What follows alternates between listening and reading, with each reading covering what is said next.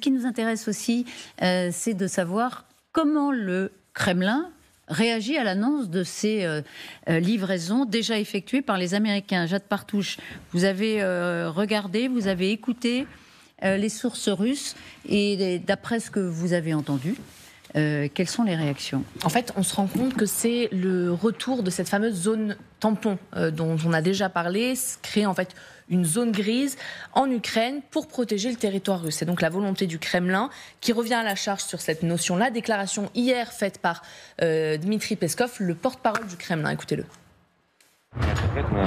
Il a été dit à plusieurs reprises que plus les armes à longue portée sont fournies à l'Ukraine, plus la Russie sera obligée d'étendre la zone tampon. Effectivement, rien ne change à cet égard. Donc l'idée de cette zone tampon envisagée par Peskov, c'est donc de se protéger de ces fameuses attaques EMS d'une portée de 300 km fournies par les États-Unis. En octobre dernier, la Maison-Blanche avait déjà informé qu'elle avait livré à Kiev un type d'attaque EMS avec une portée de 165 km. Donc là, c'est presque 2 fois plus, sachant que déjà, après cette première livraison, Poutine avait déclaré, il y a donc à peu près un mois, qu'il n'excluait absolument pas de créer ce qu'il appelait à l'époque une zone sanitaire. Ce sont ces mots, confirmés dès le lendemain par son porte-parole. Ce qui était envisagé alors à l'époque, c'était d'établir une zone tampon autour de Kharkiv, de 15 km de profondeur sur plusieurs centaines de kilomètres de largeur. On le voit assez bien sur cette carte. Ça impliquait en fait déjà ça à l'époque. Et déjà à ce moment-là, on s'interrogeait en fait sur l'utilité d'une zone tampon de 15 km face à des attaques EMS qui ont une portée 2 fois plus longue. Aujourd'hui, avec des attaques EMS d'une portée de 300 km, le Kremlin envisage donc d'aller encore plus loin, de descendre encore plus bas vers Kharkiv, ce qu'il faut voir en fait comme une menace de Poutine. On aurait pu se contenter de ça, mais vu que vous livrez des attaques EMS avec une portée de 300 km, eh bien ce qu'on va faire, c'est prendre encore plus à l'Ukraine. Raison pour laquelle certains experts y voient la volonté de Poutine de rappeler cette offensive qu'on a tous en tête. L'idée aussi est bien sûr de protéger Belgorod, qui est, je vous le rappelle, à 25 km seulement de Kharkiv, qui serait donc de toute évidence à portée de ces fameuses attaques EMS, même si je vous rappelle que dans le discours américain, ces attaques EMS doivent servir uniquement à la défense de l'Ukraine, mais absolument pas à aller toucher le territoire russe. Vous confirmez ? Oui, exact, c'est pas fait pour tirer en Russie. C'est marqué, on vous livre les longues portées, mais vous ne tapez pas la Russie. Je pense que ça a été clairement expliqué. J'ai l'impression qu'on disait un peu qu'au contraire. Il y a juste... Non. Très bien. Ça sera utilisé sur le territoire. Vous voyez, en fait, ça sera tout ce qui est en rose et en orange. Voilà. C'est ça, d'accord. C'est ça. C'est ça la zone tampon. En fait, l'idée des Américains, c'est de donner la capacité aux Ukrainiens d'arrêter une offensive russe en détruisant leur coordination dans la profondeur. Voilà, c'est ça l'idée américaine. Alors, on va vous donner les moyens. L'idée russe, c'est de rétorquer par la zone tampon. Non, enfin, c'est n'importe quoi. Avant de savoir si c'est n'importe quoi ou pas, ils n'ont jamais été capables de passer. Mais... Il n'avait pas dit, Jean de Guignasti, que des livraisons de missiles de longue portée américains, c'était une ligne rouge absolue au tout début de la guerre. Oui, enfin... Vous n'avez pas fait de menaces quand même extrêmement fermes à l'époque? Les Russes sont dans un processus permanent de tentative de dissuasion, de livraison de matériel de plus en plus sophistiqué. Donc les lignes rouges, elles se sont reculées au fur et à mesure que les livraisons de matériel avaient lieu. Les vraies lignes rouges russes, c'est les buts de négociation. Ça fait 20 ans qu'ils disent qu'ils veulent que l'Ukraine soit neutre, etc. C'est la Crimée, peut-être le pont, je ne sais pas, mais probablement. Donc c'est ça les vraies lignes rouges. En termes de matériel, il y a toujours un flou. De livraison de matériel, vous Ils avaient dit que les avions, c'était des lignes rouges. Oui. Là, ils sont obligés de tenir compte. Et c'est à nous un peu de savoir jusqu'où aller trop loin. Oui, jusque-là, on a été prudent quand même face aux menaces. Vous avez parlé de dissuasion, elle a fonctionné dans une certaine mesure. Compte tenu du calendrier des livraisons, on l'a assez dit quand même ici. Mais maintenant, ça arrive. Voilà, les missiles de longue portée américains arrivent. Rina. Ça nous ramène, je pense, à cette mot que M. Biden a utilisé, façonner. Qu'est-ce que ça veut dire façonner? Il y a la volonté américaine, bien sûr, mais tout le monde a des lignes rouges.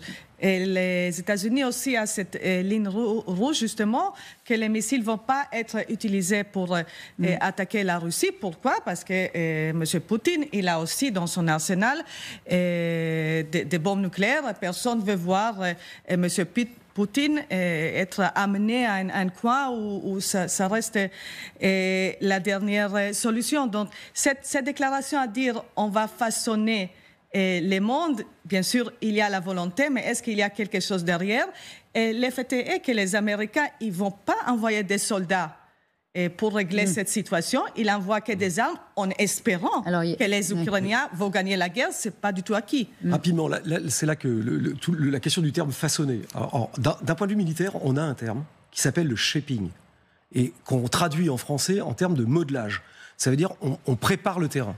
Le shaping, typiquement, c'est quand on bombarde, et typiquement l'ATACMS est une arme de shaping du terrain, parce que ça permet de traiter dans la profondeur les capacités de coordination, et ça s'appelle du shaping. Alors pardon, je vous interromps parce que je voudrais revenir sur la zone tampon. Oui. Quand les Russes bombardent de façon incessante Kharkiv, c'est une façon de modelage aussi, j'imagine. Oui, absolument. Est-ce que les Russes, si on peut revoir cette carte, qui était très intéressante, est-ce que les Russes ont les moyens de leurs ambitions? Quand Peskov annonce qu'ils vont rétorquer par des zones tampons, est-ce qu'ils ont les moyens de le faire? Alors, Jade nous l'a très bien expliqué. Quelle sera la riposte russe en réalité? Alors, Jade nous l'a parfaitement bien expliqué. La question de la zone tampon, les Russes l'agitent comme menace depuis le début de la guerre. À chaque fois qu'on a donné un casque, puis un missile, puis un avion, puis un machin, les Russes ont dit, puisque vous faites ça, on va aller plus loin. Enfin, je vous rappelle qu'à l'époque, ils étaient aux portes de Kiev et qu'aujourd'hui, ils ont perdu jusqu'à Kharkiv, qu'ils n'ont jamais réussi à prendre. Donc leur zone tampon, à ce stade, justement, leur problème, c'est qu'ils disent, ah ben si vous donnez plus aux Ukrainiens, on ira plus loin. Sauf que la réalité, c'est qu'on donne plus aux Ukrainiens pour les empêcher de passer. Et que jusqu'à présent, ça marche. Donc, parce que si on ne donnait rien aux Ukrainiens, pour le coup, leur zone tampon, ils seraient déjà à Kiev, ils seraient déjà à Odessa. Donc, en fait, c'est du blabla pour essayer de nous empêcher de faire les choses. Et en fait, ce qu'on fait, c'est qu'on les empêche de faire une zone tampon, c'est-à-dire occuper toute l'Ukraine. C'est tout. C'est ça le sujet.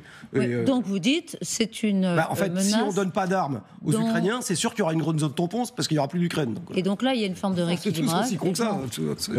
Le terme de zone tampon a une résonance politique interne en Russie qui est très forte.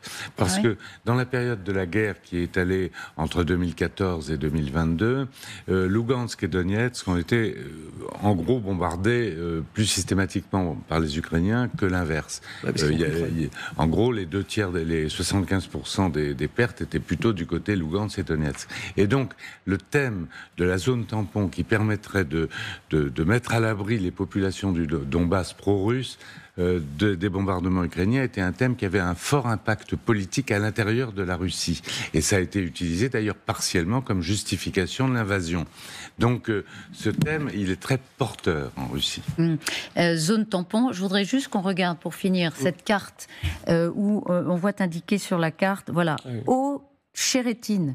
Je vous la montre parce que, on vous la montre parce que s'il y aurait eu un drapeau russe qui vole sur ce village, donc le témoignage de la prise par les Russes de cette localité, important ou pas? Alors, ce qui est important là, c'est qu'on était vraiment... les avancées avec les dates. C'est très tactico-tactique, mais pourquoi c'est important? Parce qu'on était arrivé, avant le vote américain, à la limite et au risque.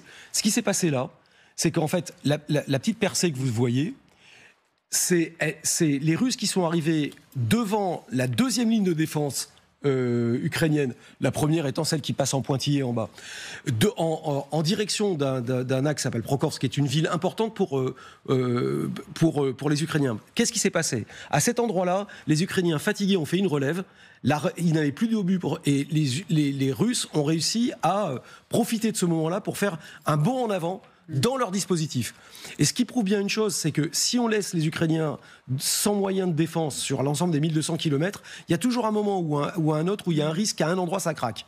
Voilà. Et c'est ça qu'il faut empêcher. Parce que les Russes, ils peuvent se planter tout le temps en ne passant pas, ça ne changera rien parce que la Russie n'est pas menacée. Les Ukrainiens, s'ils se plantent à un moment dans leur dispositif de défense, ils risquent de s'effondrer. C'est toute l'Ukraine qui est en danger. C'est peut-être pour ça. L'importance, et c'est pour ça que ça a accéléré aux États-Unis l'aide. On arrivait à la limite de ce que les Ukrainiens étaient capables de tenir. Il n'empêche qu'il va y avoir un moment difficile parce qu'il y a un haut conseiller américain qui hier a dit que Washington jugeait possible des avancées de la Russie en Ukraine ces prochaines semaines. Absolument, parce que ça fait partie sans doute de ce qui se produit avant que l'Ukraine ne retrouve des moyens supplémentaires.